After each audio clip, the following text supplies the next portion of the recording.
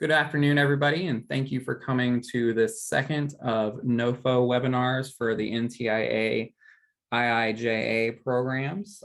Today, we will be talking about the Enabling Middle Mile program, of which the application window just opened up this week, so that's pretty exciting. I'm Ryan Collins, Broadband Coordinator for Buckeye Hills Regional Council.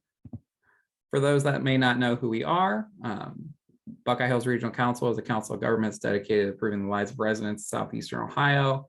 We work in 8 counties: Athens, Hocking, Meigs, Monroe, Morgan, Noble, Perry, and Washington counties. We grow strong communities through our 5 divisions: aging, disability, community development, mapping and data, population health, and transportation planning. So middle mile. Before we start talking about the program, for those that don't know what middle mile infrastructure is defined as any broadband infrastructure that does not connect directly to an end user location, and that includes anchor institutions. So some examples of middle mile are leased dark fiber, interoffice data transport, data backhaul, carrier neutral internet exchange facilities, carrier neutral submarine cable landing stations, undersea cables, transport connectivity to data centers, special access transport, and other similar services. Included in the definition of middle mile are wired or private wireless broadband infrastructure for private wireless networks such as towers, fiber, and microwave links. So the enabling middle mile timeline. So the NOFO went live on May 13th. Applications to the program are due by the end of September. Final review of those applications will be complete by February 16th of next year. Awards should be announced in the beginning of March of next year. And then there's a 5-year deployment period following the release of grant funds with the possibility of a 1-year extension. That 1-year extension, though, is dependent on there being a plan for the use of the grant funds, the project being underway, or if there are extenuating circumstances that do not allow for the project to be completed in time. So what is the funding availability for the program? The funding availability is $980 million, and the amounts from $5 million to $100 million for projects.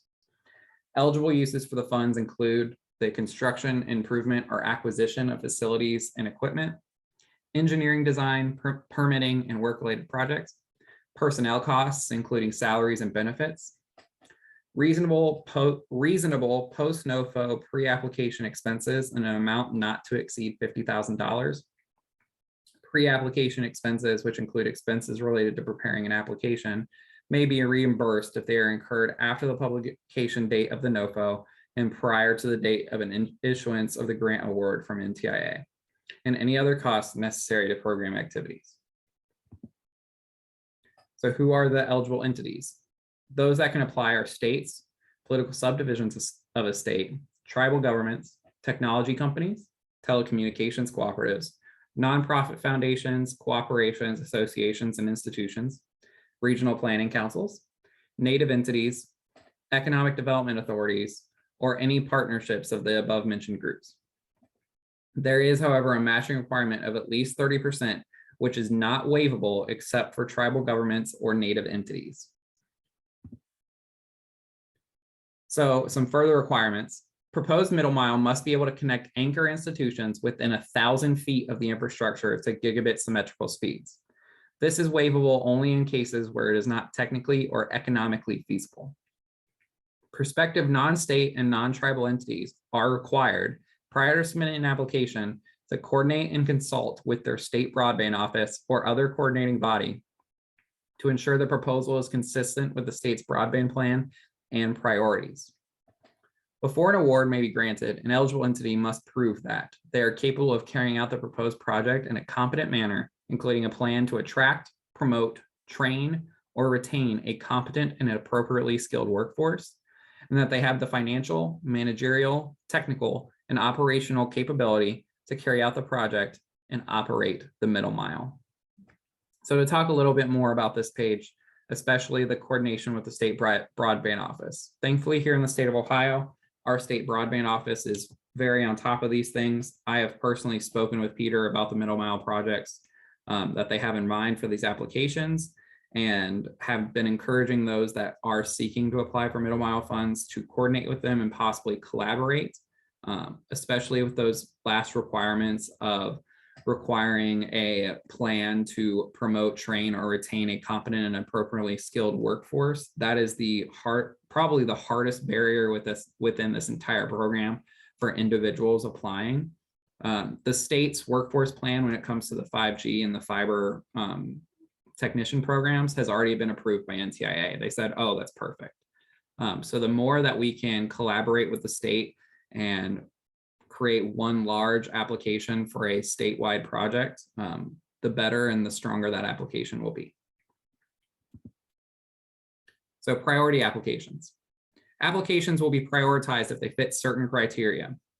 The criteria being, if an eligible entity adopts fiscally sustainable middle mile strategies, if there is a commitment to offering non-discriminatory interconnection to wired and wireless last mile broadband providers, if an eligible entity identifies specific providers that have expressed written interest in interconnecting to the proposed middle mile. The written is very important. It was highlighted heavily within the NOFO because ISPs can say they want to get connected all they want, but you need written word that says they want to connect to that middle mile. If an eligible entity has identified supplemental investments that will allow the project to be completed faster, and if the project will benefit national security. Now, there are build-out benchmarks that are required for this program. So the build-out benchmarks are set that 20% needs to be completed about each year. So 40% completed by the end of year 2, 60 by end of year 3, 80% by end of year 4, and obviously full completion within the 5-year timeline. The assistant secretary may choose to either make these benchmarks more or less aggressive on a project-to-project basis. Some examples of these situations include if the project only covers a short distance, if there's already existing assets that the project is going to leverage, or if the proposed project will leverage a different federal project that isn't compatible with the timeline. So say they're waiting for a different build to happen from, say, RDOF that they will then build off of. The timeline can be adjusted to fit that. So what can we do to prepare for the middle mile program? Communicate with your local institutions and organizations to identify where middle mile is needed within your area.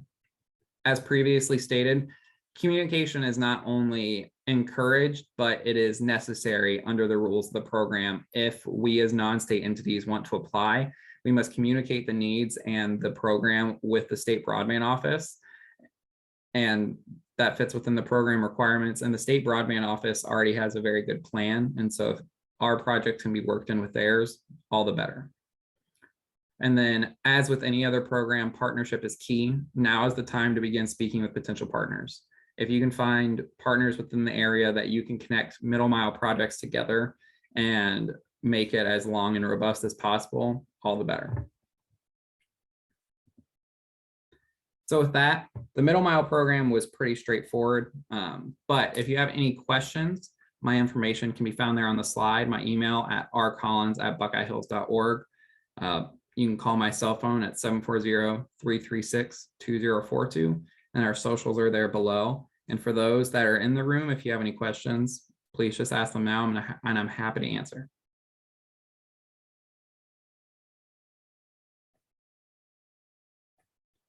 Seeing no questions, with that, I'll give you all back the rest of your day to go out and enjoy this wonderful summer weather, since it's not 90 degrees out and it's only like 88. And so I hope you all have a wonderful day.